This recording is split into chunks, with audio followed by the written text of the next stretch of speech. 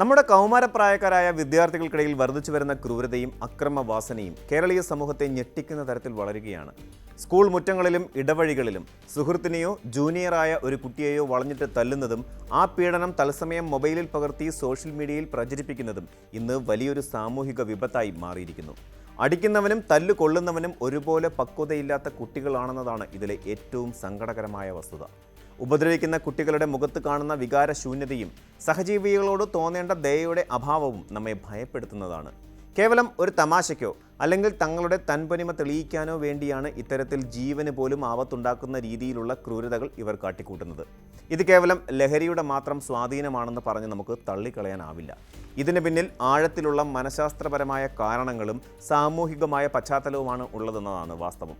കൗമാരക്കാരിലെ ഈ അക്രമവാസനയ്ക്ക് പിന്നിലെ മനഃശാസ്ത്രപരമായ വശങ്ങൾ പരിശോധിക്കുമ്പോൾ സാമൂഹിക അംഗീകാരം, അതായത് സോഷ്യൽ വാലിഡേഷൻ എന്ന ഘടകത്തിന് വലിയ പങ്കുണ്ടെന്ന് കാണാം. ഡിജിറ്റൽ യുഗത്തിൽ ജീവിക്കുന്ന ഇവർക്ക് തങ്ങൾ ചെയ്യുന്ന കാര്യങ്ങൾ 4 പേർ അറിയുക എന്നതിലാണ് താല്പര്യം. ഒരു സഹപാഠിയെ മർദ്ദിക്കുമ്പോൾ അത് വീഡിയോ എടുത്ത് പ്രചരിപ്പിക്കുന്നത് വഴി തങ്ങൾ ആ ഗ്രൂപ്പിലെ ഹീറോ ആണെന്ന് സ്ഥാപിക്കാൻ അവർ ശ്രമിക്കുന്നു. സഹാനുഭൂതി അഥവാ എമ്പതി എന്ന ഗുണം കുട്ടികളിൽ വളർത്തിയെടുക്കുന്നതിൽ നമ്മുടെ വിദ്യാഭ്യാസ രീതിയും കുടുംബ സാഹചര്യവും പരാജയപ്പെടുന്നു എന്നതിൻ്റെ തെളിവാണ് ഇത്തരം സംഭവങ്ങൾ. മറ്റൊരാളുടെ വേദന സ്വന്തം വേദനയായി കാണാൻ കഴിയാത്ത ഒരു തലമുറയാണ് ഇവിടെ വളർന്നു വരുന്നത്. ഇന്റർനെറ്റിലെ അക്രമാസക്തമായ ഗെയിമുകളും സിനിമകളും കാണുന്നതിലൂടെ അക്രമം എന്നത് സ്വാഭാവികമായ ഒരു പ്രവൃത്തിയാണെന്ന ചിന്ത ഇവരുടെ ഉപബോധ മനസ്സിൽ വേരൂന്നുകയാണ്. വേദനിക്കുന്നവൻ്റെ കരച്ചിൽ പോലും ഒരു തമാശയായി കാണുന്ന തലത്തിലേക്ക് ഇവരുടെ മനസ്സ് കഠിനമായി മാറുകയാണ്. വീട്ടിലെ സാഹചര്യങ്ങൾ കുട്ടികളുടെ പെരുമാറ്റ രൂപീകരണത്തിൽ നിർണായകമാണ്. മാതാപിതാക്കൾ തമ്മിലുള്ള കലഹങ്ങൾ, വീടിനുള്ളിലെ അച്ചടക്കമില്ലായ്മ, അല്ലെങ്കിൽ കുട്ടികൾക്ക് വേണ്ടത്ര ശ്രദ്ധ നൽകാതിരിക്കൽ എന്നിവ അവരെ ഉൾക്കരുത്തില്ലാത്തവരാക്കി മാറ്റുകയാണ്. പലപ്പോഴും സ്നേഹത്തിന് പകരം പണം നൽകി കുട്ടികളെ പ്രീണിപ്പിക്കാൻ ശ്രമിക്കുന്ന മാതാപിതാക്കൾ അവർക്ക് ശരിയായ മൂല്യങ്ങൾ പകർന്നു നൽകാൻ മറന്നു പോവുകയാണ്.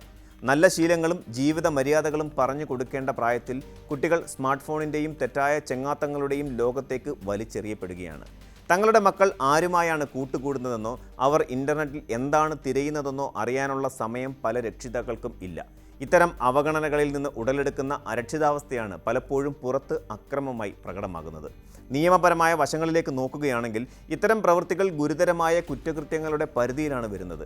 പ്രായപൂർത്തിയാകാത്ത കുട്ടികളാണെങ്കിൽ പോലും ജുവനൈൽ ജസ്റ്റിസ് ആക്ട് പ്രകാരം കർശനമായ നടപടികൾ നേരിടേണ്ടി വരും. ഒരാളെ ശാരീരികമായി ഉപദ്രവിക്കുന്നത് മുതൽ അത് വീഡിയോ എടുത്ത് പ്രചരിപ്പിക്കുന്നത് സൈബർ നിയമങ്ങളുടെ ലംഘനം കൂടിയാണ്. IT ആക്ട് പ്രകാരം അശ്ലീലമോ അക്രമാസക്തമോ ആയ ദൃശ്യങ്ങൾ പ്രചരിപ്പിക്കുന്നത് ജാമ്യമില്ലാ കുറ്റമാണ്. ഈ പ്രായത്തിൽ പോലീസ് സ്റ്റേഷനും കോടതിയും കയറി ഇറങ്ങേണ്ടി വരുന്നത് ആ കുട്ടിയുടെ ഭാവിയെ തന്നെ എന്നേക്കുമായി തകർക്കുമെന്നുള്ളതാണ് സത്യം. തങ്ങൾ ചെയ്യുന്ന ഒരു ചെറിയ അബദ്ധം അല്ലെങ്കിൽ ഒരു ക്രൂരത സ്വന്തം ജീവിതത്തിൻ്റെ ഗതി തന്നെ മാറ്റുമെന്ന ഗൗരവം പല കുട്ടികളും തിരിച്ചറിയുന്നില്ല. നിയമത്തെക്കുറിച്ചുള്ള ഈ അറിവില്ലായ്മയും ശിക്ഷിക്കപ്പെടില്ല എന്ന ധാരണയും അവരെ വീണ്ടും വീണ്ടും ഇത്തരം തെറ്റുകളിലേക്ക് നയിക്കുകയാണ്. നമ്മുടെ വിദ്യാലയങ്ങളിലെ പഴയ കാലത്തെയും ഇന്നത്തെയും അച്ചടക്ക രീതികളെ താരതമ്യം ചെയ്താൽ വലിയൊരു മാറ്റം നമുക്ക് ദർശിക്കാനാകും. 90കളിലും 2000ൻ്റെ തുടക്കത്തിലും സ്കൂളുകളിൽ നിലനിന്നിരുന്ന കർശനമായ അച്ചടക്കവും അധ്യാപകരോടുള്ള ബഹുമാനവും ഭയവും ഇന്നത്തെ കുട്ടികളിൽ കുറഞ്ഞു വരുന്നു എന്നത് ഒരു യാഥാർത്ഥ്യമാണ്. അക്കാലത്ത് ഇത്തരം അക്രമ സംഭവങ്ങൾ എന്തെങ്കിലും അധ്യാപകരുടെ ശ്രദ്ധയിൽപ്പെട്ടാൽ ചൂരൽ പ്രയോഗം ഉൾപ്പെടെയുള്ള കടുത്ത ശിക്ഷാ നടപടികൾ അവർ നേരിടേണ്ടി വരുമായിരുന്നു. നിയമപരമായി ഇത്തരം ശാരീരിക ശിക്ഷകൾ ഇന്ന് നിരോധിക്കപ്പെട്ടിട്ടുണ്ടെങ്കിലും അന്ന് ആ ചൂരൽ ഭയം പല കുട്ടികളെയും അനാവശ്യമായ അക്രമവാസനകളിൽ നിന്നും തെറ്റായ പ്രവണതകളിൽ നിന്നും ഒരു പരിധിവരെ തടഞ്ഞിരുന്നു. എന്നാൽ ഇന്നത്തെ സാഹചര്യം തികച്ചും വ്യത്യസ്തമാണ്. കുട്ടികൾക്ക് ഇന്ന് ആരെയും ഭയമില്ലാത്ത അവസ്ഥയാണ് സംജാതമായിരിക്കുന്നത്. അധ്യാപകർക്കോ രക്ഷിതാക്കൾക്കോ തങ്ങളെ നിയന്ത്രിക്കാൻ കഴിയില്ലെന്ന ധാരണ അവരിൽ വളർന്നിരിക്കുന്നു. ശാരീരിക ശിക്ഷകൾ ഒഴിവാക്കപ്പെട്ടപ്പോൾ പകരം നൽകേണ്ടിയിരുന്ന ക്രിയാത്മകമായ അച്ചടക്ക രീതികളോ മാനസികമായ ബോധവൽക്കരണമോ വേണ്ടത്ര ഫലം കാണുന്നില്ല എന്നതാണ് വസ്തുത. ശിക്ഷാഭയമില്ലാത്തതിനാൽ തങ്ങൾ ചെയ്യുന്ന ക്രൂരതകൾക്ക് യാതൊരു വിലയുമില്ലെന്ന് അവർ കരുതുന്നു. നിയമങ്ങൾ തങ്ങളെ സംരക്ഷിക്കുമെന്നും മുതിർന്നവർക്ക് തങ്ങളുടെ മേൽ അധികാരമില്ലെന്നുമുള്ള തെറ്റായ ചിന്താഗതി കുട്ടികളെ കൂടുതൽ അക്രമാസക്തരാക്കാൻ പ്രേരിപ്പിക്കുന്നു. ഇത് സമൂഹത്തിൻ്റെ ഘടനയെ തന്നെ ദോഷകരമായി ബാധിക്കുന്ന ഒന്നാണ്.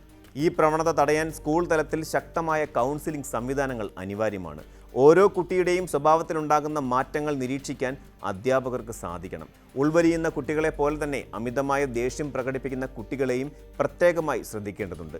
കേവലം പാഠഭാഗങ്ങൾ പഠിപ്പിച്ചു തീർക്കുന്നതിനപ്പുറം ഒരു നല്ല മനുഷ്യനായി എങ്ങനെ ജീവിക്കണമെന്ന് കുട്ടികളെ പഠിപ്പിക്കണം. സ്കൂളുകളിൽ പ്രൊഫഷണൽ കൗൺസിലർമാരുടെ സേവനം ഉറപ്പാക്കുകയും ആഴ്ചയിൽ ഒരിക്കലെങ്കിലും കുട്ടികളുടെ മാനസികാരോഗ്യം മെച്ചപ്പെടുത്തുന്നതിനുള്ള ക്ലാസുകൾ സംഘടിപ്പിക്കുകയും വേണം.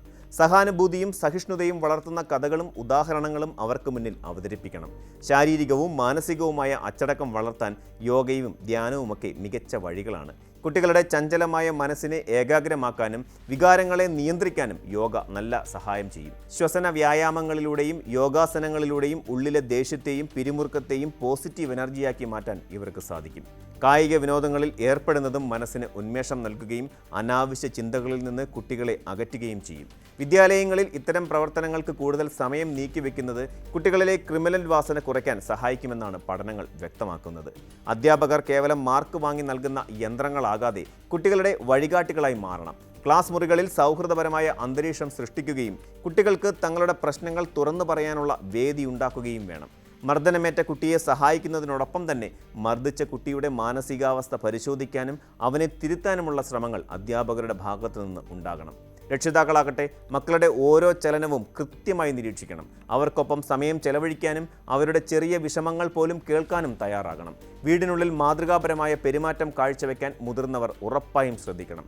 സമൂഹമെന്ന നിലയിൽ നാം ഓരോരുത്തരും ഈ വിഷയത്തിൽ ഉത്തരവാദികളാണ്. അക്രമ ദൃശ്യങ്ങൾ കാണുമ്പോൾ അത് ആസ്വദിക്കാനോ ഷെയർ ചെയ്യാനോ നിൽക്കാതെ അതിനെതിരെ പ്രതികരിക്കാൻ നാം തയ്യാറാകണം. ഇരയാകുന്ന കുട്ടികൾ അനുഭവിക്കുന്ന ആത്മസംഘർഷം വാക്കുകൾക്കപ്പുറമാണ്. അവർക്ക് നൽകേണ്ടത് സഹതാപമല്ല, മറിച്ച് സുരക്ഷിതമായ ഒരു ചുറ്റുപാടാണ്.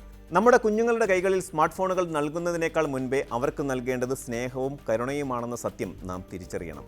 തെറ്റായ വഴികളിലൂടെ സഞ്ചരിക്കുന്ന ഒരു തലമുറയെ നേർവഴിക്ക് നടത്താൻ വീട്ടിൽ നിന്നും സ്കൂളിൽ നിന്നും ഒരേപോലെ ശ്രമങ്ങൾ ഉണ്ടാകണം. എങ്കിൽ മാത്രമേ ഭാവിയിൽ സമാധാനപൂർണമായ ഒരു സമൂഹം നമുക്ക് കെട്ടിപ്പടുക്കാൻ സാധിക്കൂ.